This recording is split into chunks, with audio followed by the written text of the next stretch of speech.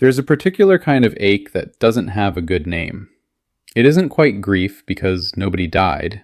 It isn't quite failure because you didn't do anything wrong. It's the feeling of standing in a season where something you used to lean on is quietly ending. A role, a relationship the way it used to be, a version of yourself, a sense of security you'd built your days around.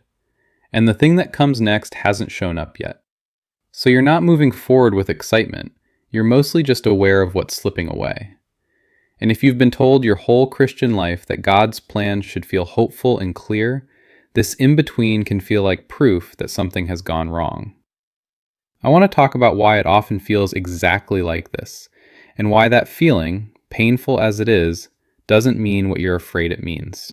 Let me start by taking one weight off your shoulders. This feeling of loss is not evidence that you misread God, and it's not evidence that you're falling behind.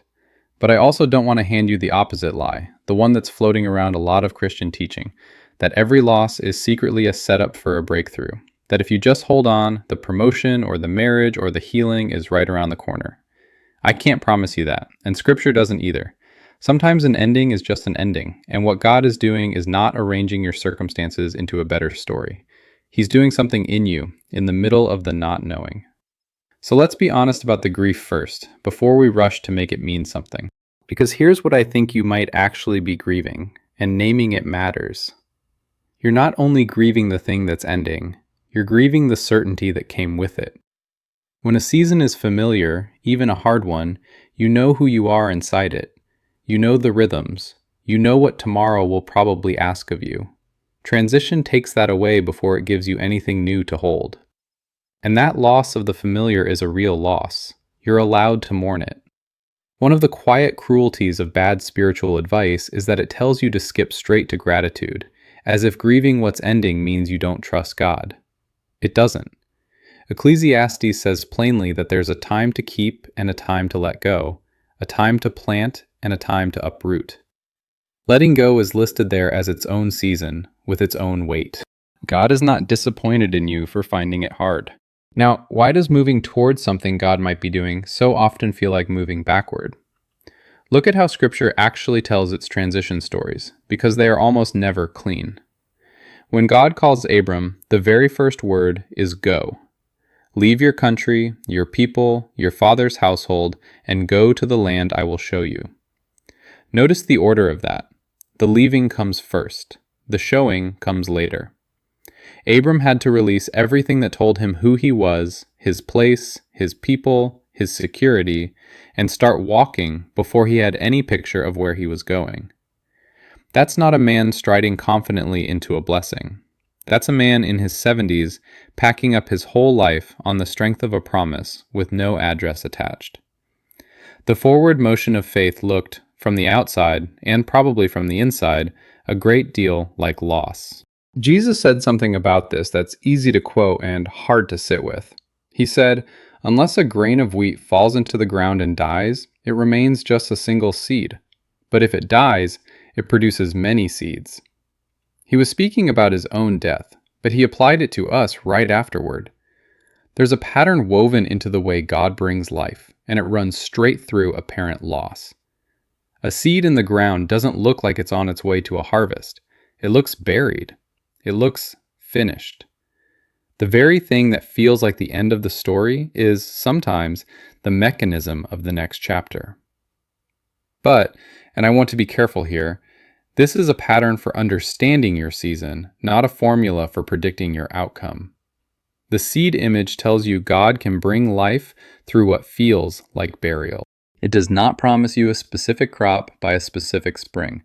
Don't let anyone turn a comfort into a guarantee. There's also a kind of loss that Paul describes that's stranger than circumstance. In Philippians, he says that whatever things used to count as gains to him, he now counts as loss for the sake of knowing Christ. He's talking about his credentials, his status, the whole identity he'd built. And what's striking is that he's not describing something that was taken from him. He's describing something he reappraised. Things he once measured his worth by, he came to hold loosely, because he'd found something worth more. Sometimes the season before real change feels like loss because God is loosening your grip on things you didn't even know you were clutching. an identity, a way of being needed, a source of significance. Losing your hold on those can feel like losing yourself, but it may be the beginning of being freed from a self that was never solid enough to stand on. I want to be careful and pastoral about one thing before we go further. Not every loss in your life is God's pruning, and I won't pretend it is. If what you're walking through is bereavement, illness, betrayal, abuse, or the collapse of something because of another person's sin, please don't let anyone claim they know God specifically engineered your pain to teach you a lesson. Scripture does not give us permission to explain every loss that way. He is close to the brokenhearted. He enters our losses, and He can bring something redemptive out of even the worst of them. But that is very different from saying He caused them for that purpose. And if you're in a situation that's actively harming you, this is just a hard season I have to endure may be exactly the wrong conclusion. Some things you're meant to walk through. Some things you're meant to walk out of, with wise people beside you. Please know the difference, and let real counsel help you find it. So what do you do while you're in it, when the old thing is ending and the new thing hasn't appeared? A few honest things, none of them dramatic. Grieve what's actually ending, out loud, to God, without apologizing for it.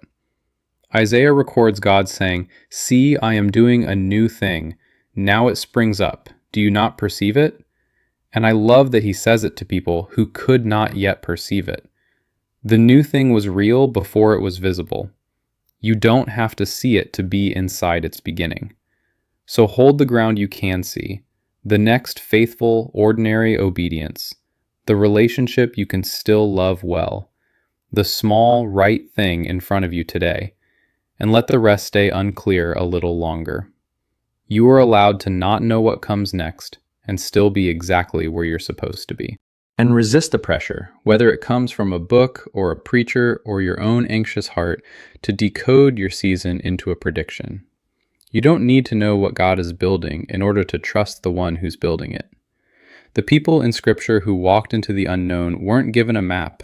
They were given a person who went with them. That's what you have too. Not a guaranteed outcome, but a guaranteed presence. In the empty middle where the old is gone and the new hasn't come. If you're in that middle right now, I gently ask you to do one small thing. Name it honestly to God in one sentence. And if you want to respond here without sharing anything private, you can simply write, "Lord, help me trust you in this transition." And if this gave you room to breathe in a confusing season, subscribe and stay with us, and we'll keep walking through the honest, unhurried parts of faith side by side.